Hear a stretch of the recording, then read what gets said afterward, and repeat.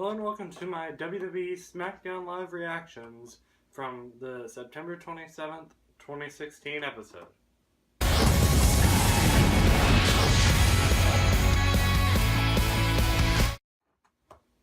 First segment of the night was another Randy Orton and Bray Wyatt encounter where Bray Wyatt was just up on the video board and Randy Orton was in the ring. Initially I didn't like this, but they did continue that story throughout the entire show, where Orton would go to the backstage area and he'd eventually actually find Wyatt and sneak up behind him and beat him up.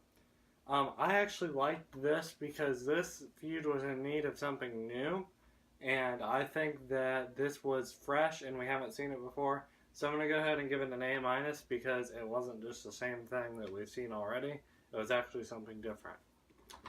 First match was the Usos and the Ascension versus Heath Slater and Rhino and American Alpha. The match was relatively short, but it was all high-paced. The Usos ended up getting the pinfall,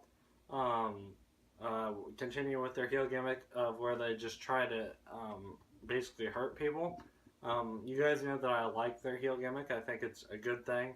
The match, it was okay, but the thing that kind of put a damper on the match was the Ascension. They were just there for another team to be there to even up the odds. They didn't do anything. So I'm going to give it a C+ because it wasn't out of this world, but it also wasn't really bad, so it was just average. The next match was Nikki Bella and Naomi versus Carmella and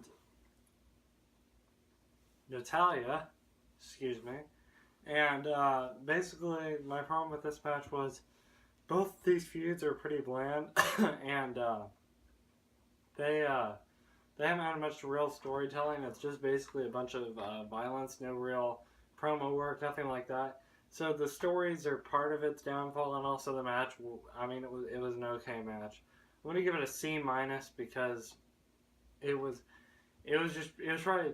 I mean, there were only 3 matches, but it was probably the worst match, and it didn't accomplish anything really. The next segment was The Miz's homecoming celebration, and in my opinion, this is probably the best promo so far this year, because The Miz is absolutely amazing.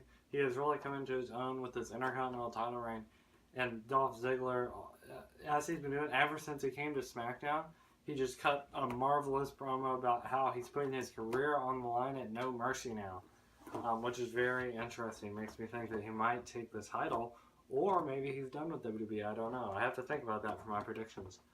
But both their parents were there.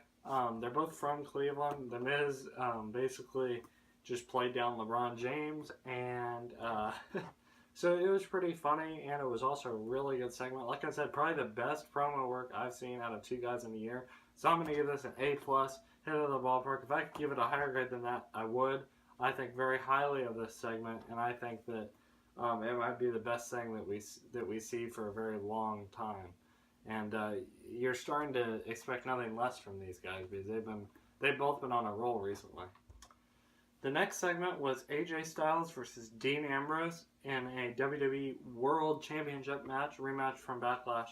And originally I was like, oh, it's just a rematch from Backlash. But they did so much more with this, and I applaud them from that. With Cena's involvement as a special guest commentator.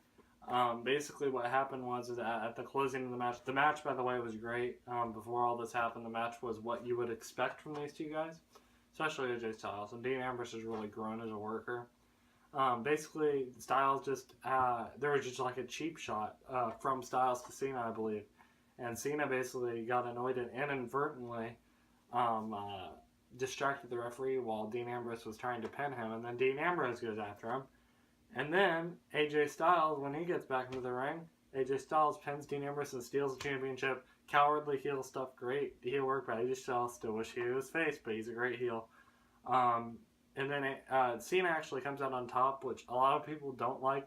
But if you think about it, Cena's lost like 2 big matches in a row, and he hasn't been in this position for a long time. So really, it's actually something new, which I never thought we'd say. And I would say that Cena was the underdog heading into the match, but now it's an even playing field. It's a really hard match to predict, actually. But that was another great segment. I'm going to go ahead and give it an A plus as well, which marks the first time I've ever given 2 segments an A plus in a row. SmackDown Live has just been so much better than Raw, really. I never expected it because Raw has a better roster. But nevertheless, thank you guys for watching my reactions. It was a very short show, only 3 matches. It wasn't a short show. The segments were drawn out longer, which is fine. Only 3 matches, which is fine, I guess. Because it was one of the best things of SmackDown that I've seen since the brand split. So thank you guys for watching, and tune in next week for my reactions for those shows as well.